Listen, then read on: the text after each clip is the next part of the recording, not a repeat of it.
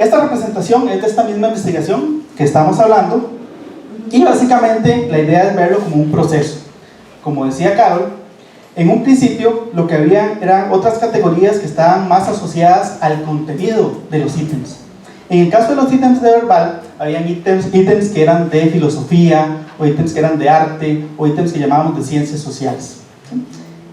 Importante es el área de conocimiento, que es el significado del texto que está ahí, pertenece a un área de conocimiento. Eso probablemente influye de alguna forma, pero nosotros queríamos categorías que estuvieran asociadas más al proceso de resolución del ítem, y ahí fue donde empezamos a buscar esa información. Primeramente, como no sabíamos a qué nos íbamos a enfrentar, lo que teníamos era una curiosidad enorme por saber cuáles eran los procesos predominantes en los ítems, entonces empezamos como expertos a identificar las posibles categorías de esos ítems y a qué categoría pertenecía cada uno de los ítems del banco. En el caso de los ítems de verbal, pasamos por todo el banco, que en ese momento, no sé, me falla la memoria cuántos eran porque ha cambiado mucho, como les decíamos, pero eran alrededor de 400 ítems. Los clasificamos todos y creamos esas categorías. Una vez que teníamos esas categorías más intuitivas, por decirlo así, después, por supuesto, de tener cierta experiencia de trabajar en la prueba,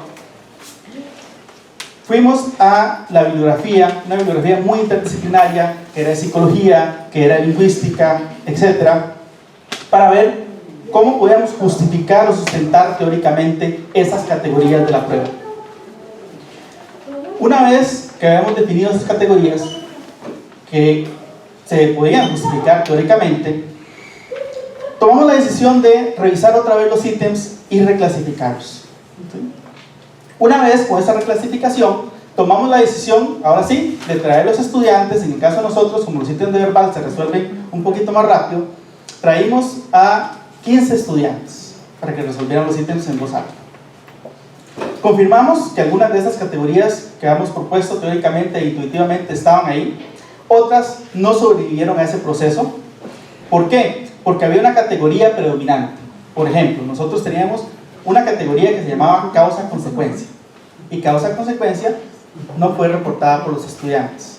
Después nos dimos cuenta que había otro proceso que en realidad tenía más importancia y que era un ítem de otra categoría.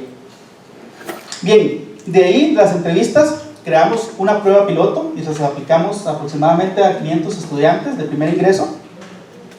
Confirmamos la existencia de esas categorías y finalmente creamos un ensamblaje, ¿sí? Preparamos la prueba de admisión como tal, tomando en cuenta las 4 categorías que están acá, que son parafrasear, oponer, reducir, identificar marcadores.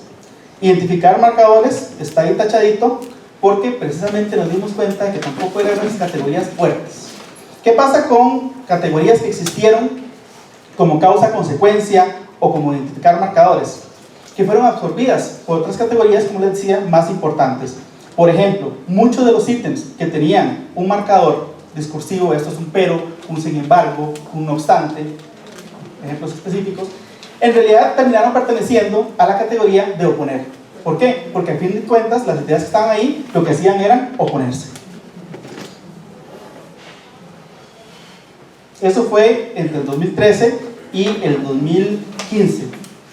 Después hay otra investigación, esta es 2016-2017, ya teníamos la experiencia de la primera investigación, entonces aprovechamos para dar un pequeño giro y enfocarnos más en el proceso de entrevista.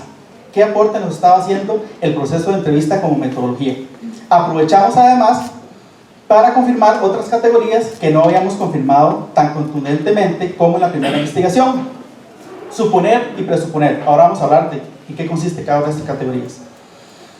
Además, la categoría reducir, sabemos que había 2 tipos de ítems, que sí eran reducir, pero que había 2 subcategorías, por decirlo así. Una que consistía en sintetizar la información y otra en identificar un elemento en las respuestas o un elemento en el texto que agrupaba a otros, una suerte de hiperonimia, por decirlo así.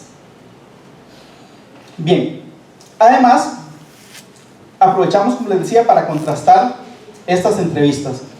hicimos dos formatos de entrevista. Un primer formato de entrevista era un formato bastante simple, ya utilizado, donde, poco novedoso si quieren verlo así, donde aparecía el ítem, el texto, y después el estudiante lo leía, lo analizaba en voz alta, después le damos otra tarjeta donde estaban las respuestas y escogía la respuesta y nos contaba un poquito cómo se había resuelto el ítem. Teníamos una segunda opción, que era donde estábamos intentando innovar, y el proceso básicamente era este: le damos el texto, en ese texto, que era el texto del ítem, le damos una pregunta que estaba asociada a la categoría. No le dábamos las respuestas a los estudiantes, ¿sí?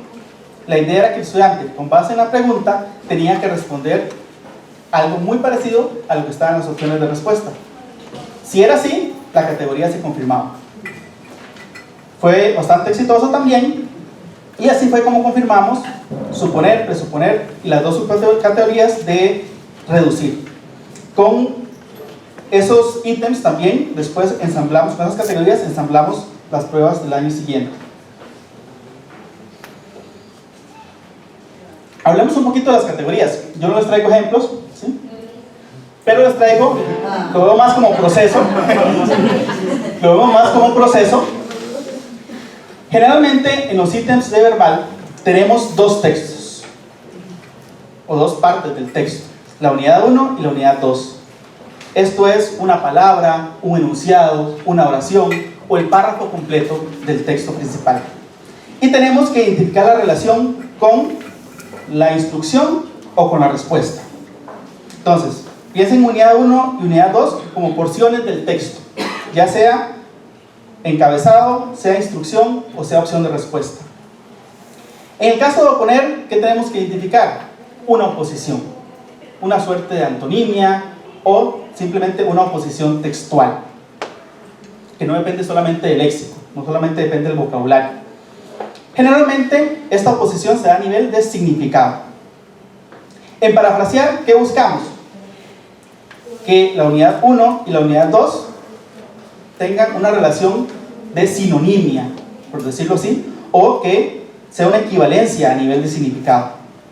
En la unidad 1 y en la unidad 2 de reducir, ¿qué buscamos? Que la primera parte, o la segunda parte más bien, perdón, sea una reducción, que sea una síntesis o un resumen de la primera parte. En suponer, ¿qué buscamos? Que con las premisas que se dan en el texto principal, lleguemos a una opción que a partir de esas premisas que se dieron, tengan que ser verdaderas sí o sí. Y por último, tenemos presuponer, en la que la porción 1 y la porción 2 del texto se relacionan por medio de relaciones pragmáticas, valga la redundancia. Lo que buscamos es que la persona ahonde un poquito más en ese conocimiento general que tenemos y lleguemos a una sola respuesta. Y básicamente eso es en lo que consisten las categorías de la parte verbal. Es bastante sencillo, como pueden ver, y creo que queda bien ahí, bien representado. ¿Qué estamos trabajando, qué hemos estado trabajando estos años? Hemos estado trabajando precisamente lo que es esas características que ya no son categorías, como hablamos de causa-consecuencia, como hablábamos de los marcadores, etcétera, que estamos llamando atributos. ¿Sí? ¿Cuáles son los atributos de los ítems? Justamente en este momento está iniciando una investigación que va en esa línea y los compañeros me dirán después, o van a la hora inmediatamente, si está de acuerdo conmigo o no. Lo que estamos generando de alguna manera son datos y soy muy optimista en esta parte.